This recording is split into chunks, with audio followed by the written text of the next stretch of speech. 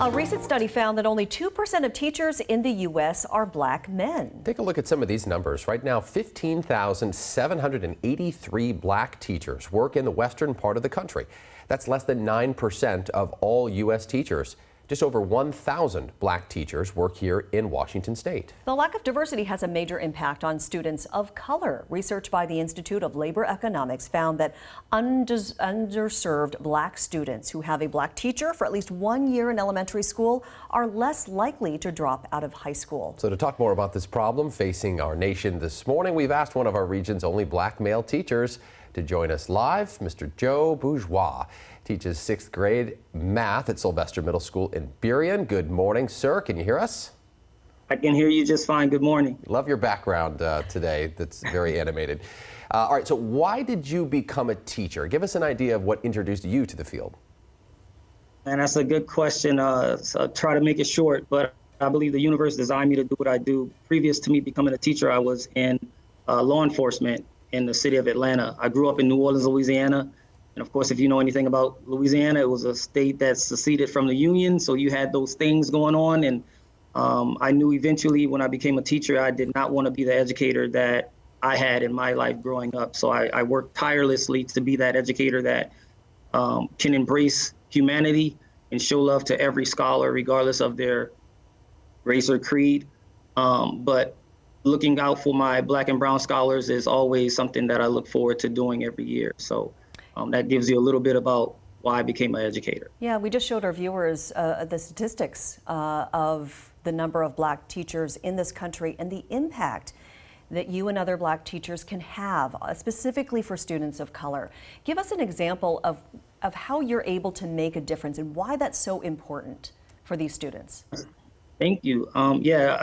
The statistics are startling, unfortunately. But, you know, again, I think it's inherent upon the individual, right? So for me, one of the driving forces for me is being a human being, right? And so recognizing our country's history and all the things, the systemic things that have been taking place, it's important for me to stand firm in what I believe in as an educator for my scholars of color, because, you know, to let them know where I came from and what I've experienced and what I've lived, there's that certain relatability to their experiences, but then they also get to see a professional, you know, that looks like them, that's telling them that they can do whatever they put their mind to do.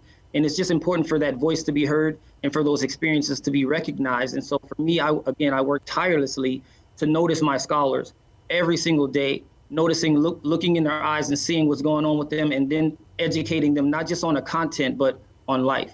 So it's an individual stance that an educator has to make. Yeah, and how do you incorporate, if at all, social justice issues, race relations issues, and stories into your curriculum? That's a great question. I think for me, it's just a matter of doing it. I don't ask for permission when there's something that's going on, like several years ago during the George Floyd situation that took place in our country. Teaching math, I paused. It wasn't like I ignored it because I have a content. I took time to check in with my scholars to see how they were feeling, to see if they were even aware of what was going on, and to have those conversations. For me, this is my experience. And so I've always lived as a black man in America, right? And so it's easy for me to just pause and have those conversations just to get perspective and educate them in certain levels. So again, I think it's just a matter of doing it.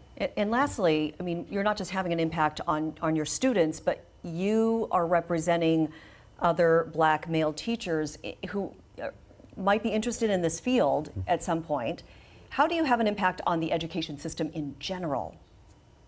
Wow, that's a very deep question. Again, I think it's a matter of getting into the system, right? Because there's so many factors as to why that percentage is so low across the country. I mean, you know, there's a lot of educators, and I stand with my brothers and sisters that are striking right now because of the disparities in pay. We're professionals, we're degreed. We have all of these things that are working for us that would put us in line with other professions, but we don't get the compensation, so to speak, that will benefit that. And so that's one factor that might keep black males out of the classroom.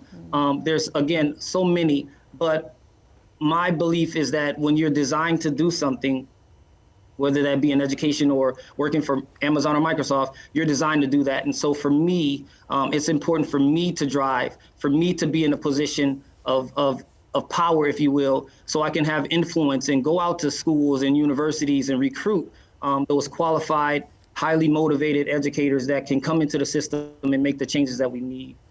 So again, it's just a matter of making that right choice. So, but real quick, shout out to my Highline School District for allowing this opportunity for me to take place today. And thank you for all of you at King 5 for this opportunity to speak. Thank you again. Yeah, our pleasure. And we know that school has already begun. We hope you're having a great season year so far. Mr. Joe Bourgeois teaches 6th grade at Sylvester Middle School. Have a great year, Joe. We appreciate your time. Thanks for all you do. Take care.